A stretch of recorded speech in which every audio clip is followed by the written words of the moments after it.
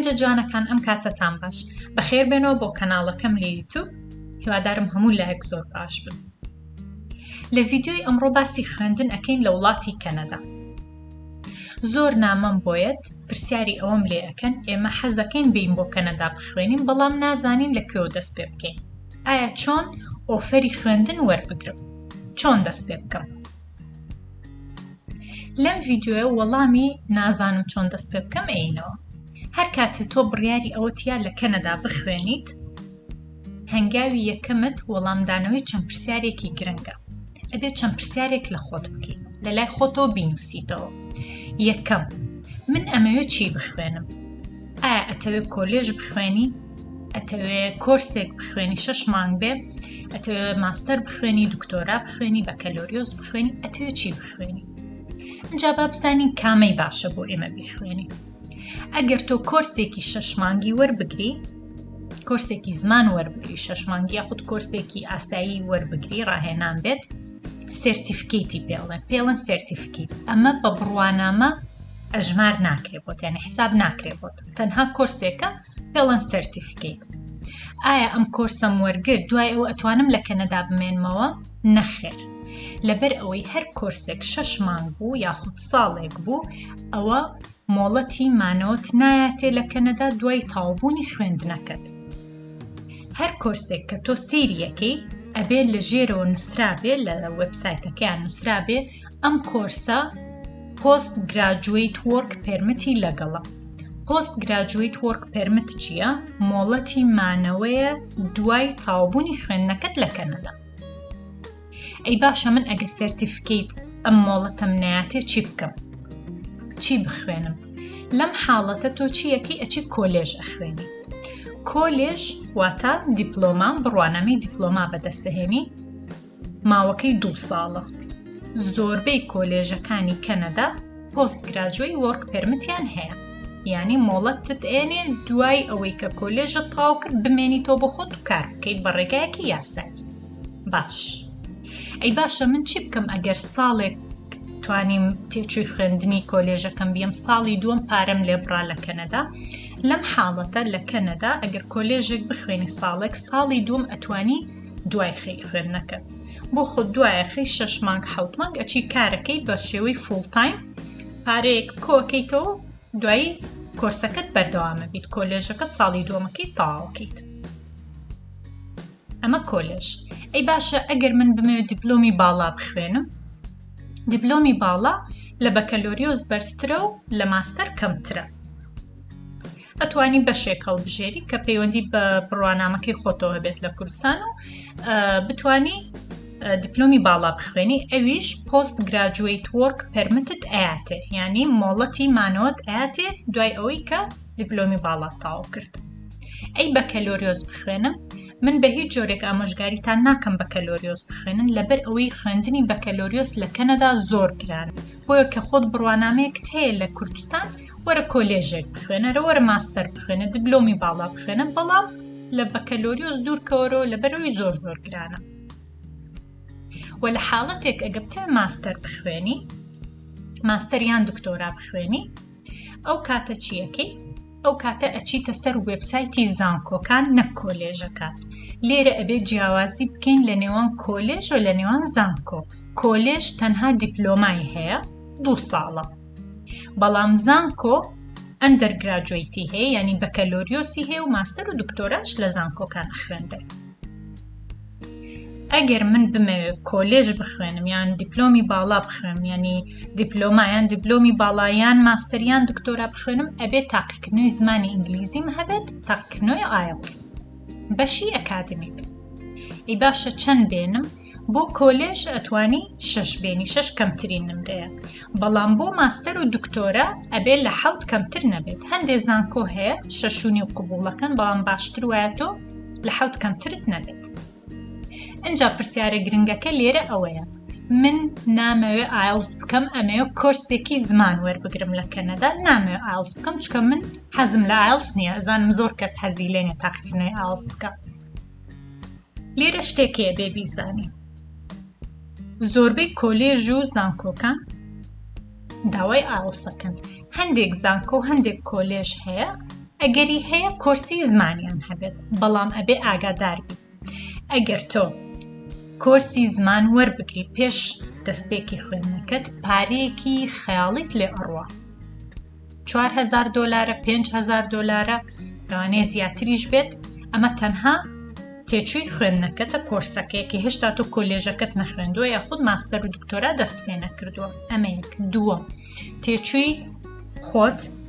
یعنی خواردن و خەوتن و شوێنی مانەوە و کرێخان و ئەمانە هەمووی لەسەر خۆتە پارەیەکی زۆر زۆرت ئەڕوە جا بۆ من ئەم پارەیە کۆنەکەمەوە لە کوردستان تاقیکردنەوەی ئایلز بۆ $250 ئەمریکی ئەوە نەکەم باشتر نییە لەوەی کە بێمە ئێرە پستانێکی زۆر زۆر بخەمە سەر خۆم چییە وەڵام من بەس نامەوێ ئایلز بکەم زەحمەتتر ئەبێ بۆتان ئەگە بێن کۆرس بخوێنن و ئەگەر هەر سۆرن لەسەر ئەوەی کۆرسی زمان بخوێنن پێش دەستپێکی خوێندنەکەتان ئەوە لە ڤیدیۆیەک بۆتان شیەکەمەوە بۆتان ڕوونەکەمەوە ئەو کۆلێژ زانکۆیانەی کە کۆرسی زمانیان هەیە ئەنجا پرسیارێکی زۆر گرنگتریەت ئەبێ لە خۆمی بپرسم من ئەمەوێت لەکوێ بخوێنم لە چه هەرێمە کام هەرێم هەڵبژێرم من باری داراییم باشە بچمە تۆرۆنتۆ بچمە ئۆنتاریۆ هەرێمی ئۆنتاریۆ من باری داراییم زۆر باشە لەو زۆر باشەیە کە بتوانم لە ڤانکوڤەر بخوێنم کە بتوانم لە هەرێمی بریتیش کۆلۆمبیا بخوێنم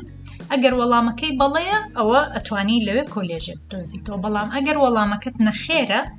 تۆ باری داراییت بۆ دەرەجەی باش نییە کە بتوانی کۆلێژێ زۆر زۆر گرانبەها بدۆزیتەوە ئەچیتە ئەو هەرێمانەی کە دانیشتوانی کەمە و ساردە کەش و هەوای ساردە لە زستانان بەڵام نرخی خوێندن کەمترە باش ئەی باشە من چۆن بزانم کام پارێزگا هەرزانە کام هەرێم هەرزانە هەرێمی نیوفنلاند هەرزانە هەرێمی مانیتۆبا کۆلێژ لەوێ هەرزانە هەرێمی ساسکەچوان هەرێمی ئەلبەرتا ئەم هەرێمانە بە بەراورد لەگەڵ ئۆنتاریۆ و بریتیش کۆلۆمبیا تێچی خوێندنیانە هەرزانە ئێستا زانیم من ئەمێ لە شوێنێکی هەرزان بخوێنم ئەم جارەیەم چی یەکەم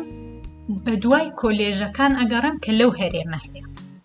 من ئێستا بڕیارم میاوە من لە کوردستانم بڕیارم میاوە کۆلێژێک بخوێنم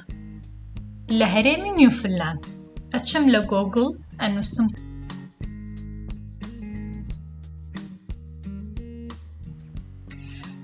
ئەگەڕێم بزانم چی هەیە لێرە هەموو ئەم لینکانە هەیە توانی بیکەیتەوە سەیریکەی بزانی چ کۆلێژێکت ئااتێ لێرە نووسراوە کۆلێژ ئۆف دی نۆرث ئەتلانتیک ئێمە کلیکەکەینە سەر ئەم کۆلێژە بزانین ئەم کۆلێژە چییە ئەگە بتێ بچیتە سەر وێبسایتی فەرمی هەر کۆلێژێک ئەتوانی لێرە بچیتە سەر وێبسایتەکان یاخود سەیری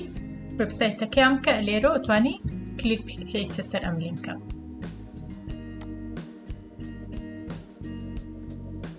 ئەمە کۆلێژی ئەتلانتیکە نۆرث ئەتلانتیکە لەکوێ لە هەرێمی نیوفنلاندە ئێمە بۆ نیوفنلاندمان هەڵبژار لەبەرەوەی تێچووی خوێندن لەم هەرێمە زۆر هەرزانە بە بەراورد لەگەڵ هەرێمەکانی تر باش چی یەکەم لێرە نووسراوە become a student ببە قوتابی من چیم پێ ئەڵێن لە کوردستانەوە international student ئێمە خوارەوە نووسراوە getting started یعنی دەستپێکردن language requirement بزانم IELTS چەنی ئەوێ ئەم کۆلێژە بە شێوەیەکی گشتی نووسراوە IELTS academic test overall band score of 6 یعنی تۆ بێ 6 بێنیت لە IELTS age requirement تەمەنم ئەڵێ تەمەنت ئەبێ لە 7 ساڵ کەمتر نەبێت لە 7 ساڵ کەمتر نەبێت تەمەنت چوو بۆ کوێ ئەو شتی تازە سیر نەکرد ئەوە تا ئەبێ لە 7 ساڵ کەمتر نەبێت باش ئەم لینکانە ئیتر هەیە خۆتان ئەتوانن بێن سەیریکەن لێرە نووسراوە letter of acceptance هەر کاتێک تۆ تەقدیمی ئەم کۆلێژەت کرد بەشەکەی خۆت هەڵبژار کاتەوە لێی بخوێنی letter of acceptance بۆیەوە یعنی قبوڵی کۆلێژەکە هەر کاتێک قبوڵی کۆلێژت وەرگرت ئەم کۆلێژە بێ کۆلێژێکی تر بێ زانکۆ بێ ئەو کاتە بۆت هەیە بچی تەقدیمی ڤیزە بکەی تەقدیمی چی بکەی study permit یعنی مۆڵەتی خوێندن study permit پێڵێن student visa یعنی ڤیزەی قوتابیە هەر کاتێک letter of acceptance وەرگرت ئەنجا ئەچی تەقدیمەکەی لەبەرەوەی کە فۆرمەکانی پڕەکەیتەوە مۆڵەتی خوێندن پێت ئەڵێ لەکوێ وەرگیراوی باشە تۆ گەر وەرنەگیرابی چۆن هاتی تەقدیمی خوێندنەکەی وایە کەواتە ئەبێ کۆلێژێکت هەڵبژاردبێ بۆ خۆت ناوت هاتبێتەوە ئەنجا ئەچی تەقدیمی ڤیزاکەی لێرە نووسراوە estimated program cost for 2020-2021 ئەڵێ بە نزیکەیی کۆرسەکانمان تێچۆکانی بەم جۆرەیە لە کۆلێژ وتمان 2 ساڵە هەر ساڵێک 2 سمستەری تێە ببورن 2 سمستەرە هەر ساڵێک تۆ کەی بۆ ئێرە بە سمستەر پارەی ئەوە نییە بڵێ یڵە کۆلێژەکە 2 دەفتەرە یڵە تۆ 2 دەفتەر دۆلارم بەرێ کۆلێژەکە بۆ نمونەگە 3 دەفتەر بێ کۆرسی یەکەم سمستەری یەکەم بەشێک لە پارەکەی سمستەری دوم بەشەکەی تری ئەم PDF ئەتوانن خۆتان بێن سەیریکەن لینکەکەی دائنێ بزانە بەشە جیاوازەکان تێچووی خوێندنەکانیان چۆنە لێرە ئەمە چی بوو تێچووی خوێندن لەم کۆلێژە ئەم جارەیەم چی یەکەم بزانم سکۆلەرشیپیان هەیە هەموو کۆلێژ و زانکۆیەک بە ئەهلی و بە حکومی لە کەنەدا سکۆلەرشیپی هەیە سکۆلەرشیپ زۆرە لە کەنەدا بەڵام بە منافەسێ ئەبێت تەقدیم بکەیت کەس لە خۆی و پارەت ناتێ بڵێ فەرم و تۆ زۆر ڕێکوپێکی وەربا من 2 دەفتەر دۆلارت بێمە بخوێنە ئەم کۆلێژە سکۆلەرشیپی هەیە باشە کاتە ئێستا زانیم سکۆلەرشیپ پرۆگرامەکە چۆنە چەنی تێچێ تاقیکردنەوەی ئایلز ئەبێ 6 هەبێت ئەم جارە ئەچمە سەر پرۆگرامەکان بەشەکەم با بزانین چەند بەش هەیە لێرە بەشکم منەمەوێ بزنس بخوێنم بەشکم منەمەوێ ئەکاونتینگ بخوێنم نووسراوە what we offer program guide ئەچمە سەر program guide بزانین چیەڵێ لێرە هەموو بەشەکان نووسراوە لەم لیستە پێشت ئەڵێ ئەمە سێرتیفیکەیتە یاخۆت دیپلۆمایە ئێمە ئەمانوێت چی بخوێنی دیپلۆما چکە سێرتیفیکەیت ڕێگامان نایەت بمێنینەوە لە کەنەدا بە شێوەیەکی یاسایی بەڵام دیپلۆما ڕێگەمان نێت باشە من چییە کە من حەزم لە ئایتیە حەزم لێ بەشێکی ئایتی بخوێنم لێرە خۆم بەکەلۆریۆسم خوێندووە لە ئایتی لە کوردستان لێرە حەزم لێ کۆرسێک ینی کۆلێژێکی 2 ساڵی بخوێنم و بگەڕێمەوە بەشەکەی خۆم ئیش بکەم ئەو کاتە ئەنووسم ئایتی بزانین ئایتی چیمان بۆ هێنێ ئێمە خوارەوە بۆ نمونە دیجیتال فیلم میکینگ یان دیجیتال ئەنیمیشن ئەمانە دیپلۆمای 2 ساڵین ئەو کەسانی کە حەزیان لە فیلم و حەزیان لە کامێرا و فۆتۆگرافی و دیزاین و شتانە هەیە ئەتوانن بێن ئەم دیپلۆمایە بخوێنن کە 2 ساڵە زانم چی تریشی هەیە پەیوەندی بە ئایتیەوە هەبێت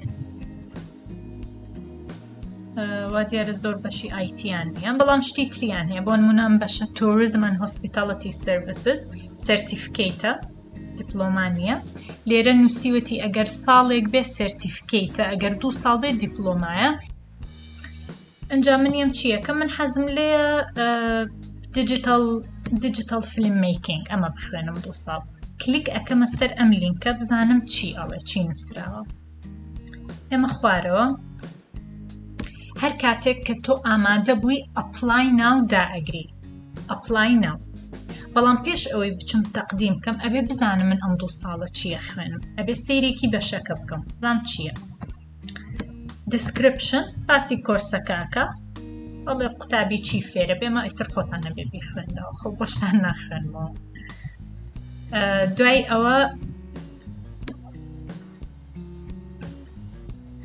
ئەوە نووسراوە ئەگەر تۆ ئامادەی تاو کردووە بێ کۆنمرت لە 160 بەرزتر بێ ینی 60 زیاتر بێ معدەلت معدەلی پۆلی 6 بەڵام ئەگەر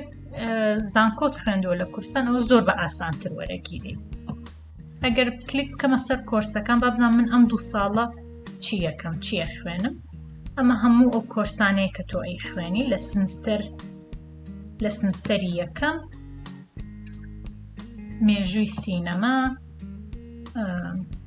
Sound of Visual Media سمستەری 2 سمستەری 3 و سمستەری 4 5 و 6 هەیە بۆ 5 و 6 هەیە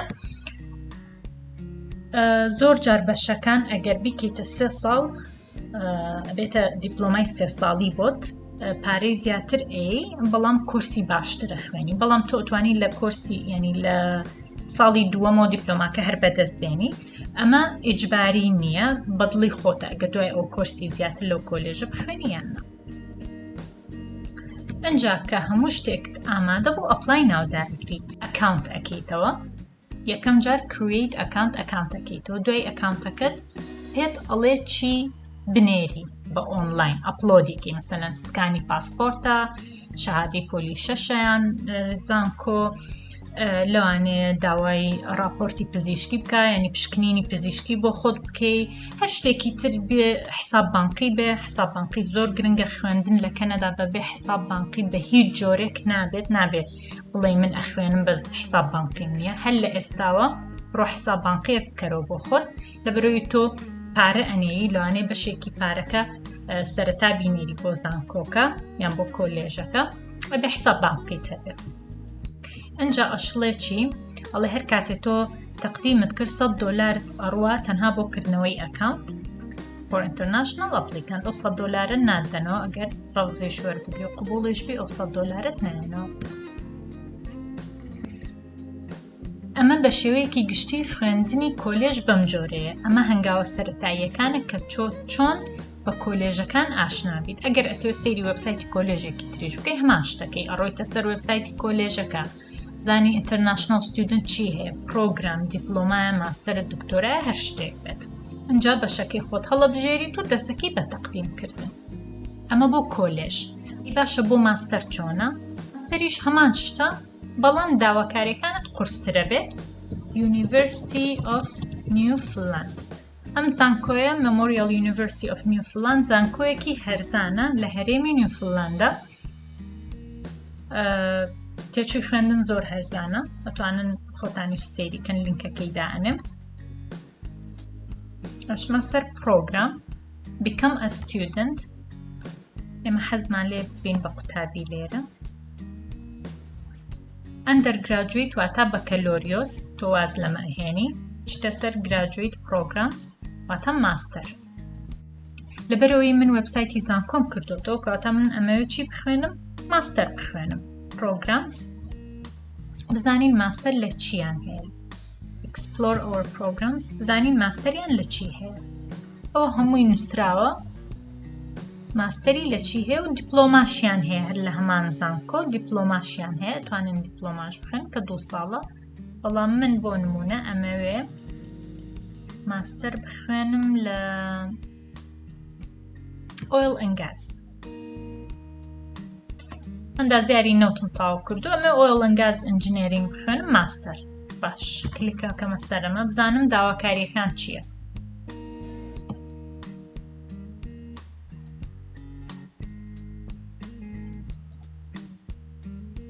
لێرە داواکاریەکانی نووسراوە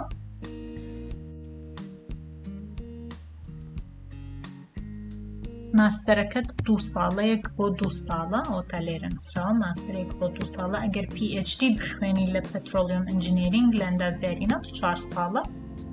لێرەش نووسراوە thesis-ە کۆرسیشی هەیە ماستەر 2 جۆری هەیە course based thesis based thesis based باشترە لەبەرەوەی لە ساڵی دوم تۆ بەحسەکەی خۆت ئەنووسی و ینی ئیشەکەی خۆتە بەڵام کۆرس بیست هەر 2 ساڵەکە تۆ بەس کۆرسە خوێنی و تاقیکردنەوەکانەکەی تۆ بێ دەرچی توشن زانین گراجویت